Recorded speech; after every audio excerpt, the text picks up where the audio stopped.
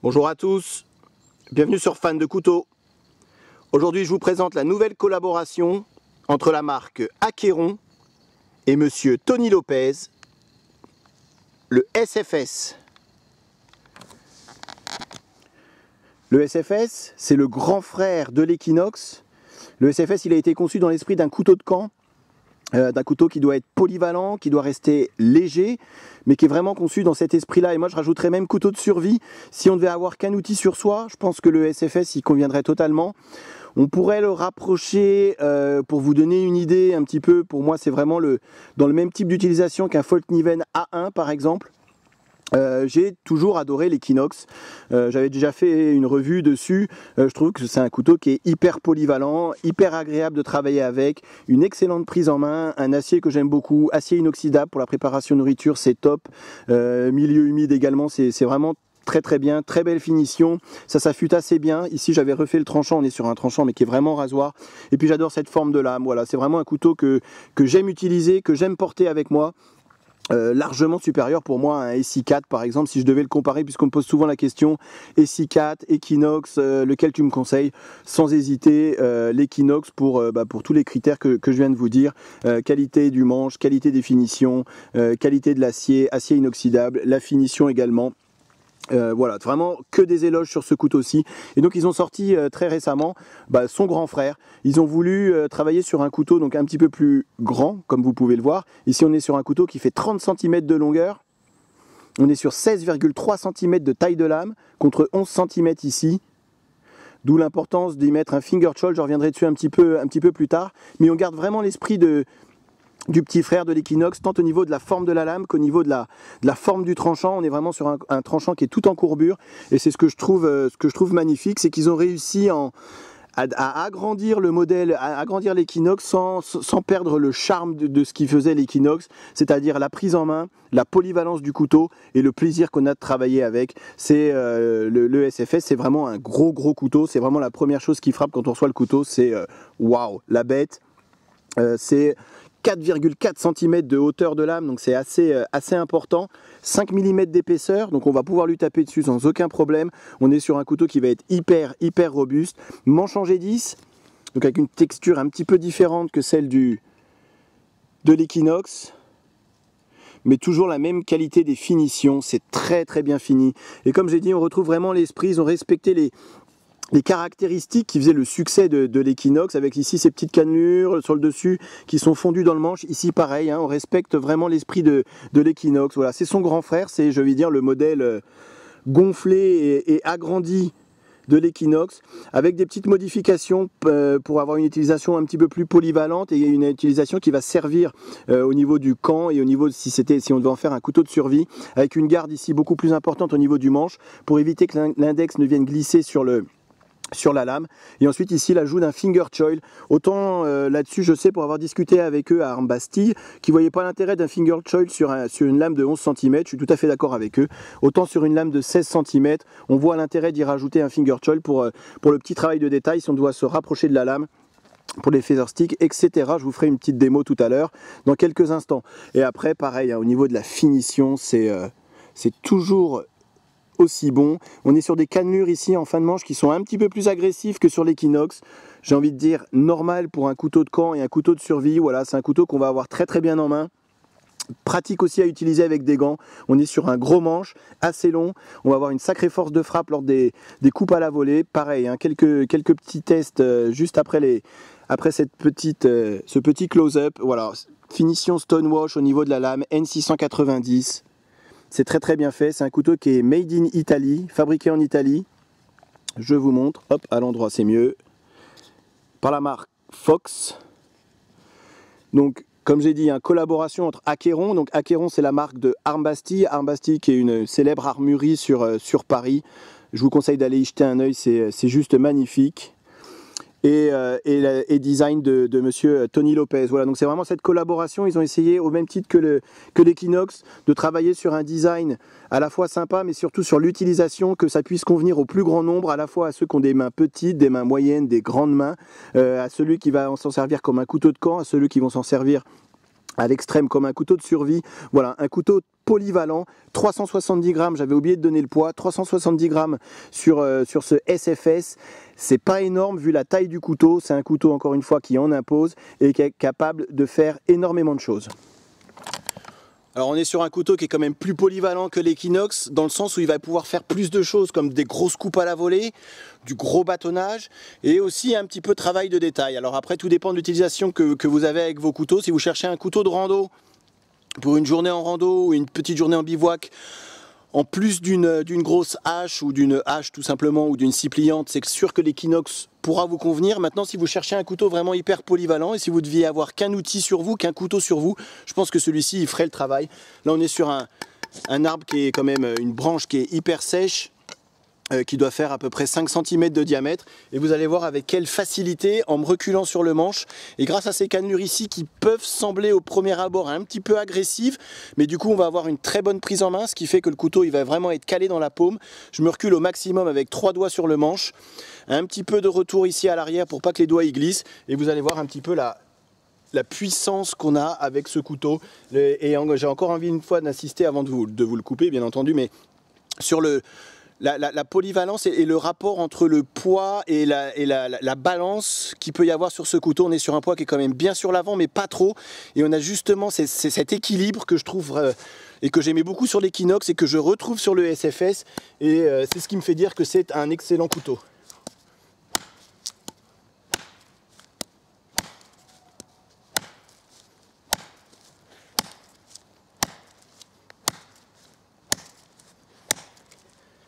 C'est fort, hein, on sent la force de frappe.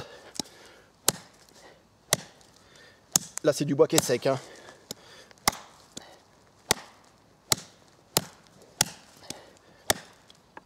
Très bonne prise en main.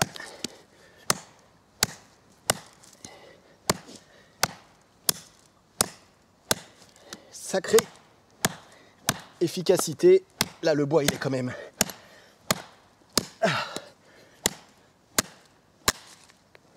Il est quand même bien sec. Donc là je suis passé sur une bûche, une taille de branche en tout cas beaucoup plus importante. On ne doit pas être loin des 10 cm de diamètre, pour vous montrer que ce qui pouvait être quasiment impossible à faire avec l'Equinox, ça aurait pu être possible mais ça aurait pris des heures, ça va être tout à fait possible de le faire avec le SFS. C'est en ça que je vous dis, ça dépend de l'utilisation que vous avez de vos couteaux. Celui-ci, comme j'ai déjà précisé, c'est vraiment le gros couteau de camp. Si vous deviez avoir qu'un outil sur vous, c'est celui-ci qu'il faudrait avoir plutôt qu'un modèle comme l'Equinox. Avec ce couteau-ci, même si une petite scie pliante, ça irait tout seul, celui-ci va être tout à fait capable de passer à travers. Alors le bois est assez humide sur le dessus, mais il doit être bien sec à l'intérieur. Donc je pense que ça va me prendre un petit peu de temps, et ensuite je vais le bâtonner pour vous montrer qu'avec ces 5 mm d'épaisseur, on va pouvoir lui taper dessus sans aucun problème. Là je suis dans une position un petit peu plus adéquate que celle de tout à l'heure, et je ne retiens absolument pas mes coups.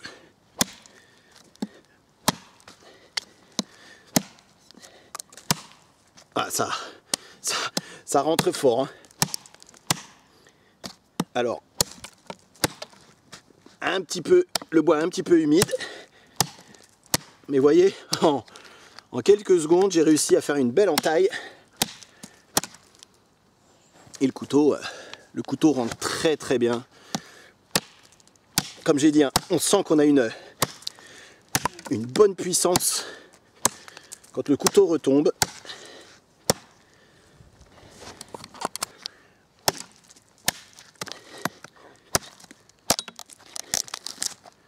Et voilà le travail. C'est pas le bois le plus dur, je suis tout à fait d'accord avec vous, mais ça montre quand même les capacités du SFS.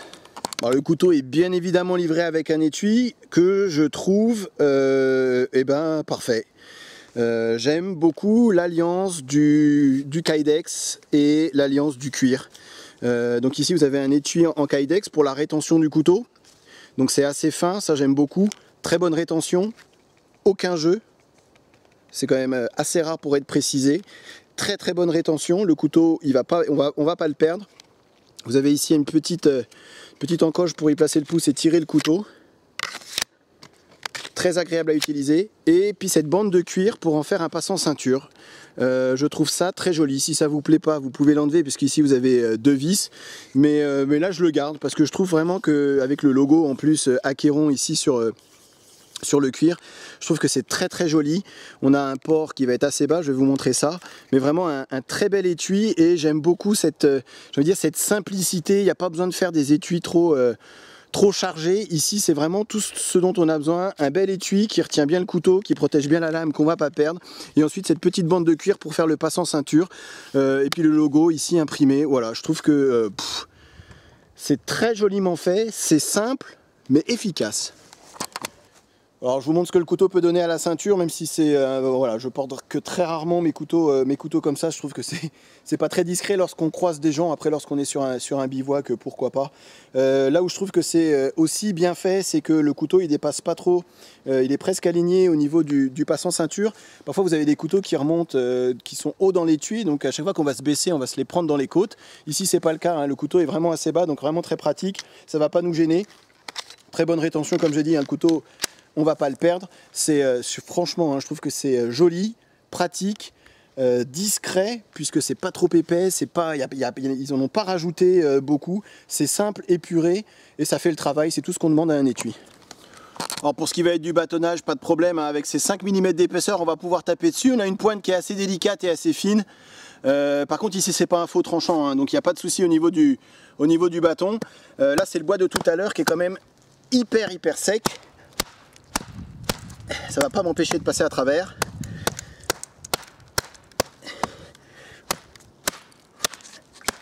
Je vais pouvoir taper légèrement sur le manche pour replacer le couteau. Manche en G10, hein, c'est plus solide que certains autres manches en bois naturel. Vous voyez, c'est franchement de la rigolade. 16 cm de longueur de lame, largement suffisant comme couteau de camp.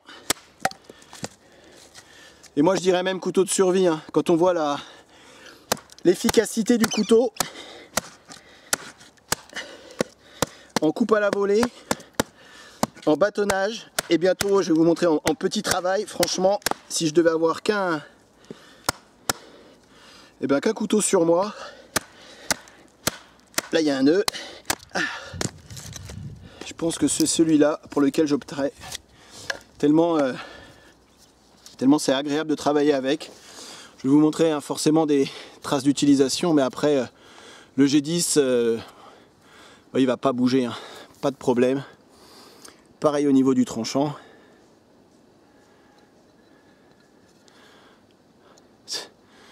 Rasoir, j'ai oublié de le préciser, mais vraiment rasoir en sortie de boîte. Chapeau, hein, parce qu'ils ont vraiment fait attention à ça. J'ai rien repris. Même pas eu besoin de le passer au cuir, celui-ci. Ça coupait très fort. Alors après on va pouvoir essayer, je vais essayer d'ailleurs, tiens, hop. Ce n'est pas forcément prévu, je reprends de la bûche quand même, qui est bien plus épaisse, même si le bois était un petit peu moins dur. Peut-être un peu plus détrempé avec tout ce qu'il y a plu récemment. Je vais essayer quand même.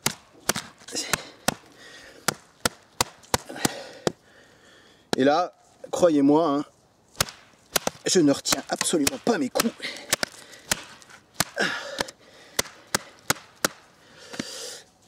Là, il y a un nœud, vous pouvez le voir. Je tape sur la pointe. Hein.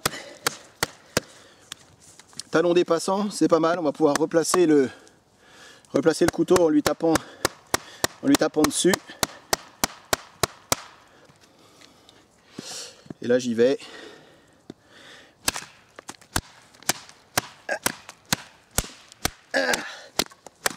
Ça c'était du dur. Voilà. Un sacré nœud. Je vous remontre. J'essuie le couteau dans le pantalon. Et je vous remontre l'état. Voilà. La pointe. Ça bouge pas. C'est du costaud. Il aura besoin d'un petit nettoyage en retour à la maison, mais là autrement rien qui bouge, les plaquettes nickel, aucune trace d'usure prématurée. Voilà, c'est de la bonne qualité.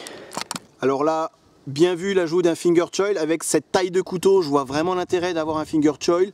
En dessous, mais c'est mon avis personnel, je vois pas vraiment l'intérêt d'avoir...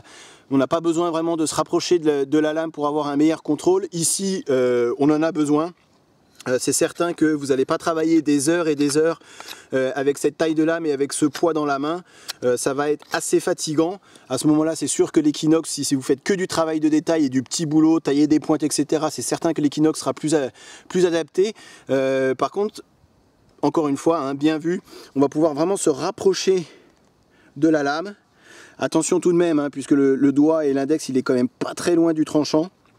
Mais on va pouvoir s'en servir pour avoir un meilleur contrôle de la lame lors de phases, par exemple de feather stick. C'est vraiment la petite tâche la plus communément rencontrée lorsqu'on fait un bivouac, hein, pour allumer un feu et lorsque le bois est un petit peu humide. Et là on voit que c'est tout à fait possible. Ça coupe encore très fort. Là le bois est quand même hyper sec. Mais vraiment pas de problème sur ce genre de tâche grâce au finger choil. Et si on ne s'en sert pas, est-ce que c'est quand même possible? Oui, j'ai envie de dire. Vous le savez maintenant, je ne suis pas un grand fan des finger choil, même si je vois l'intérêt ici avec une lame de cette taille là. Mais on a quand même un très bon contrôle malgré tout. Si on ne s'en sert pas, on arrivera à faire du petit travail. Ici avec le doigt dans le finger choil, on a quand même ces cannelures ici qui rentrent pas mal dans la paume de la main. C'est aussi pour ça que voilà, je trouve pas que ce soit vraiment la position la plus agréable pour travailler. Ici par contre, lorsqu'on a la main complètement sur le manche, très bonne ergonomie, aucun point douloureux. On sent que c'est un gros couteau, hein. Mais il est tout à fait capable de faire ce genre de petit travail. Bon, je me répète encore une fois, hein, mais la polyvalence de ce couteau, elle est assez stupéfiante. Vous voyez, si vous avez bien de vous faire un piquet de tente, une pointe dans un bâton, tout à fait capable. C'est pas hyper lourd, hein, 370 grammes, ça reste tout à fait correct par rapport encore une fois à la taille du couteau. Et regardez les copeaux que j'arrive à soulever. Et ce que j'arrive à faire en très peu de temps. Même sur du plus petit contrôle, hein, juste en se servant de son pouce ici pour pousser. Voilà. Pas de problème. C'est en ça que je dis que c'est quand même assez polyvalent comme couteau. Certes, plus difficile à transporter que l'Equinox, plus difficile à manier dans ce genre de tâches que l'Equinox, mais tellement plus capable dans les grosses tâches, comme vous avez pu voir, hein, lors de coupe à la volée, lors de bâtonnage. Et quel plaisir de travailler avec ce genre de couteau sur la finition, l'ergonomie. C'est vraiment très agréable. Je vais m'arrêter là puisque la vidéo autrement elle va faire 2 heures, hein. Avec celui-ci je pourrais vraiment tellement de choses à dire dessus. Et après, hein, bon, moi je travaille pas avec des gants, mais pourquoi pas travailler avec une paire de gants si vous deviez travailler par exemple pendant 1 heure ou 2 heures d'affilée. Une petite paire de gants, ça serait peut-être pas de trop, puisqu'on a quand même des cannelures ici assez prononcées. L'avantage c'est que le couteau on l'a bien en main. L'inconvénient c'est que pour ceux qui ont les mains un petit peu fragiles, ça risque de devenir douloureux au bout de quelques temps. Voilà, bon, je vais m'arrêter là, hein, mais puis je vous le fais en direct d'ailleurs. Tenez, je vais vous montrer l'état du tranchant sur les 3 poils qui me restent, parce que je suis certain que ça n'a pas bougé. Ah, c'est pas mal du tout, hein. Alors, où est-ce qu'il m'en reste encore un petit peu ici? Donc là, vous avez vu tout ce que j'ai. Alors certes, c'est pas comme en début de vidéo, mais ça enlève quand même du poil. C'est vraiment un très bon acier. Plus je l'utilise et plus j'aime l'utiliser, et sachant en plus que c'est un acier inoxydable, c'est d'autant plus agréable. Pas besoin d'avoir un entretien aussi soigné qu'avec du 1095 par exemple. Pour conclure, sur le SFS de la marque Acqueron, vous aurez encore une fois de plus compris à travers la vidéo que j'adore ce couteau. Et j'ai envie d'insister sur le fait qu'il y a des couteaux que j'adore mais que je n'utilise pas. Je les adore, enfin je les aime beaucoup par rapport à leur design, par rapport à l'histoire qu'ils représentent, mais soit j'ai pas envie de les abîmer, soit je pense qu'ils ne seront pas forcément adéquats dans les tâches dans lesquelles je vais les mettre. Et donc du coup je m'en sers pas. Ils restent dans la collection, je les regarde, je m'amuse avec, mais sans plus. Ici celui-ci, en plus d'être joli, en plus d'avoir un étui qui est hyper agréable à porter, très discret. C'est vraiment tout ce que j'aime entre le kydex, le cuir, vraiment ce mélange j'ai envie de dire, d'un peu classique, un peu authentique, et puis cet esprit kydex un peu plus moderne, mais qui rajoute aucune épaisseur par rapport à ces gros étuis nylon que j'ai de plus en plus de mal à avoir. Celui-ci, je trouve que vraiment c'est une totale réussite. Et comme j'ai dit, c'est un couteau que, en plus d'être joli, qu'on a envie d'utiliser. On a envie d'utiliser au même titre que l'Equinox, j'ai envie de dire. Je reviens souvent vers l'Equinox parce que c'est un couteau qui a un très très bon équilibre. Et là-dessus, c'est là-dessus que j'ai envie d'insister et de conclure là-dessus avec ce SFS, c'est qu'ils ont vraiment réussi à travailler sur cet équilibre que je trouvais vraiment excellent avec l'Equinox. Et donc si jamais vous trouviez l'Equinox peut-être un petit peu petit à votre goût par rapport aux tâches que vous avez envie de faire avec un couteau, je pense que le SFS il remplira vraiment son rôle. On est vraiment, et encore une fois j'insiste sur une taille de manche, un galbe de manche, et puis cette courbure ici également pour pas que l'index vienne de se glisser sur la lame, donc la sécurité. On est vraiment sur un très bon équilibre au niveau de la lame, on est sur une sacrée puissance de coupe. Mais on va être aussi capable de faire du petit travail de détail. Alors je ne l'ai pas fait aujourd'hui, mais pourquoi pas un peu de préparation nourriture également. On est sur un tranchant qui est quand même assez fin, donc tout à fait possible de se couper une petite rondelle de saucisson, de se préparer un casse-dalle sans aucun problème, couper une pomme comme j'ai l'habitude de faire. Celui-ci va être tout à fait capable, même si effectivement on est sur une sacrée longueur de lame. Voilà, c'est un couteau qui n'est pas donné. On est sur un couteau qui coûte 230 €. Je vous invite à aller voir le site de Arme Bastille. Il y a d'autres finitions au niveau du manche et au niveau de la lame également. Si vous n'êtes pas fan forcément des finitions Stonewash et des manches noires, allez voir sur le site. Je vous mets le petit lien dans la barre de description. Franchement, on en a pour son argent. Et en plus d'être un couteau... j'ai envie de dire joli, agréable à regarder et agréable à prendre en main. C'est un couteau avec lequel on a envie d'aller travailler, c'est un couteau avec lequel on a envie d'abattre des arbres, on a envie de couper, tellement on sent cet équilibre et j'ai envie de dire c'est le prolongement du bras, et c'est en ça que je trouve que vraiment le travail qui a été réalisé sur ce couteau est vraiment abouti. Voilà, je m'arrête là parce que comme vous avez compris, je pourrais en parler encore pendant très longtemps de celui-ci, tant au niveau du design que de la polyvalence et que de la joie de l'utiliser. Je vous dis à très bientôt sur Fan de Couteaux. Merci d'avoir regardé la vidéo. À bientôt, salut.